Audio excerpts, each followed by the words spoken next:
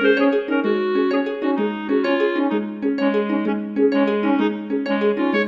to Connexions, a ministry of the West Virginia Conference Office of Connectional Ministries. It is our vision to be a Christ-led spiritual breath of fresh air that changes the world. Our guest today is Judi Kenaston, Conference Secretary, and we are here to talk about constitutional amendments. Why are we looking at constitutional amendments, Judi? Well, this year is the first year after General Conference, and the constitutional amendments were proposed from the General Conference, and so they now come to the annual conference for a vote. And our Constitution is the beginning of the discipline. There's 61 paragraphs that make up the Constitution, and the only way that the Constitution can be changed is through action of the General Conference. But which is true for all legislation, everything in the discipline. But there's a little bit more complication with the constitutional amendments because they have to be approved by a 2/3 majority at General Conference, and then they come to the annual conferences where they are voted on by all the full member clergy and all the lay members.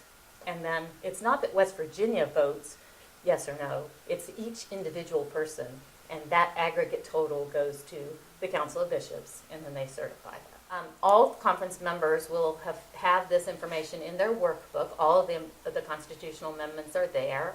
The information comes from the Secretary to the General Conference, who has prepared what the constitution amendments will look like if they are changed. That's printed there. The rationale for it.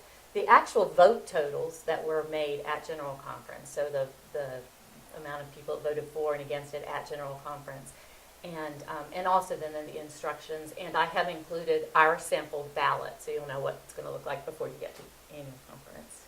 Okay, great. How many proposed amendments are there, and what are we changing? Well, there are 5 amendments this time that are coming to the annual conferences. The first 2 deal with the inclusion of women in all aspects of the church. The first one will add a new paragraph that says that men and women are created in the image of God, and that we will seek to eliminate discrimination to women and girls. So that's a new paragraph. The second amendment amends a paragraph about who is included in the life of the church. And it will essentially add to a list of things that are already in our Constitution of people who are to be included in the church. It will add people who are included because of their gender, ability, and marital status. And so those would be new parts of that paragraph. And it's extremely important for our central conferences, which are the conferences outside of the United States, to add that inclusion to the life of the church. The third and fourth deal with elections. And for those, it's really important to remember that while for us, democracy is our common practice, that's not necessarily true everywhere that we have United Methodist churches. One of these amendments states that all General Conference delegates must be elected by a majority, and the second one states that the bishops in the central conferences must be elected in a called meeting and when all the delegates are present. And so these are specifically for those 2 items that we primarily already have because of our democratic process. The last one, the final amendment, would allow for the Council of Bishops to provide oversight for its members. An earlier Judicial Council decision stated that it wasn't permissible unless the General Conference provided this through a constitutional amendment. And so that's what this final amendment would do. Judi, how does this affect us here in the West Virginia Conference? Well, that's a really good question, Ken, because in a lot of ways, not so terribly much, you would have to say. Some of these things we already do. For example, the inclusion of people such as women and those with disabilities and not discriminating due to marital status, that's part of what we as an annual conference already do.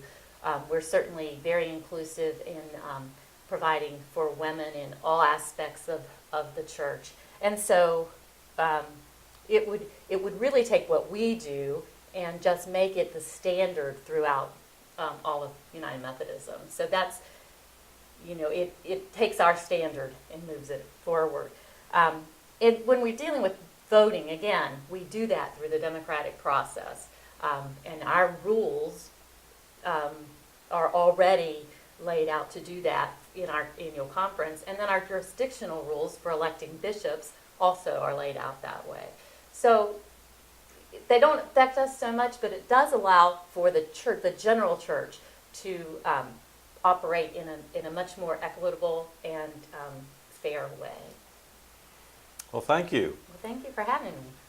And thank you for joining us today on Connections, a ministry of the West Virginia Conference Office of Connectional Ministries. To learn more about constitutional amendments, please go to our website, wvumc.org. Have a wonderful day, and God bless you.